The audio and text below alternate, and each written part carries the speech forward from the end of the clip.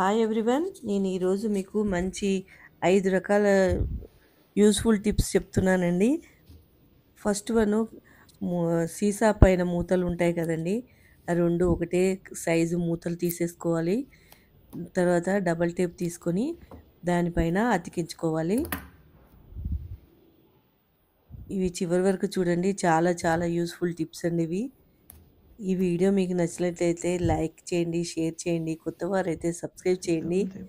ఇలా టేప్ అతికించిన తర్వాత అవి ఒక వాల్‌కి పెట్టుకోవాలండి. కిచెన్‌లో వాల్‌కి ఇలా పెట్టేసుకొని 2 సమానంగా పెట్టేసుకొని దీనికి లైటర్ పెట్టుకోవాలండి. ఇంకా గట్టిగా ఉండాలంటే ఫెవిక్విక్ అలా పెట్టుకుంటే ఇంకా చాలా స్టాండర్డ్ ఉంటుందని నా అభిప్రాయం. ఇలా కూడా పెట్టుకోవచ్చు. వన్ టిప్పు. నెంబర్ 2 అండి, మనము ఎక్కడైనా కూర్చోవాలంటే అక్కడ స్టాండ్ ఉండదు కదండీ! మనకి రెడీమేడ్ స్టాండ్ చేసుకోవాలంటే ప్లగ్గు ఇలా వెనక వైర్ తీసేసి ఉల్టా పెట్టేసుకోవాలి ఈ ప్లగ్‌ని. తర్వాత దాని మీద ఫోన్ పెడితే పిల్లలు కానీ, ఎవరికైనా మనం చూసుకోవాలన్నా, ఎక్కడ కూర్చొని చూసుకోవాలన్నా చాలా యూజ్‌ఫుల్‌గా ఉంటుంది. మన వర్కు ఆగకుండా ఉంటుంది. ఇది థర్డ్ అండి. ఒక ఖాళీ స్కెచ్ పెన్ ఉంటే మనము దాన్ని ఎనక ఇట్లా ముందు అవన్నీ రిఫిల్ తీసేసి మధ్యలో రిఫిల్ కూడా తీసేసేయాలండి. అది తీసేసి క్లీన్ చేసి పెట్టుకోవాలి. తర్వాత ఒక చిన్న బాటిల్ తీసుకోవాలి మనము. మన దగ్గర ఏ బాటిల్ ఉంటే అది పెప్సీ బాటిల్ తీసుకున్నాను నేను చిన్నది. దాని మూతని పైన హోల్ చేయాలండి. హోల్ చాలా సింపుల్‌గా చేసుకోవచ్చండి. స్టవ్ పై ఈ స్క్రూ డ్రైవర్ గానీ ఏదైనా షార్ప్ ఉండేది ఉంటుంది గదండీ! అది కొంచెం హీట్ చేసి ఇలా పెట్టేసుకుంటే మీకు మూత మీద హోల్ గానీ, ఇది గానీ ఈజీగా చేసుకోవచ్చు. చిన్న పిల్లల్ని దగ్గర రానివ్వకండి. మీరు పిల్లల్ని దూరం పెట్టి చేసుకోండి ఇవి. ఇలా హోల్ చేసేసుకుంటే మనకి ఆ పెన్ను పట్టేంత వరకు హోల్ చేసుకోవాలి ఇలా. దీనివల్ల చాలా యూజెస్ ఉన్నాయండి. దీంట్లో వాటర్ పోసుకుంటే ఇల్లు క్లీన్ చేసుకోవడానికి, అల్మార్లయి తుడవడానికి చేసుకోవచ్చు.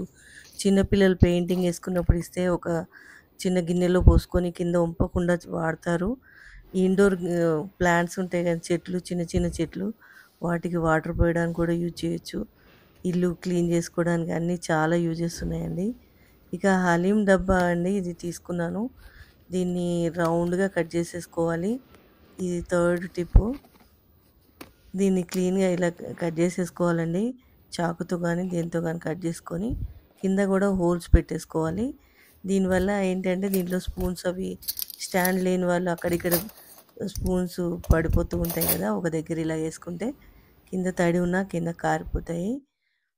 ఇలా యూజ్ చేసుకోవచ్చు దీన్ని. ఇక నెక్స్ట్ వచ్చేసి ఒక గ్లాస్‌లో బియ్యం పోసుకున్నాను.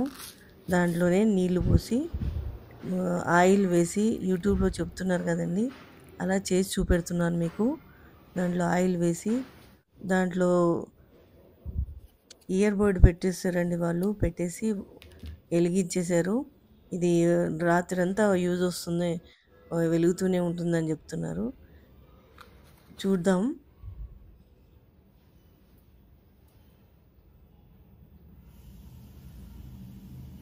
చూడండి మంట వెలుగుతుంది.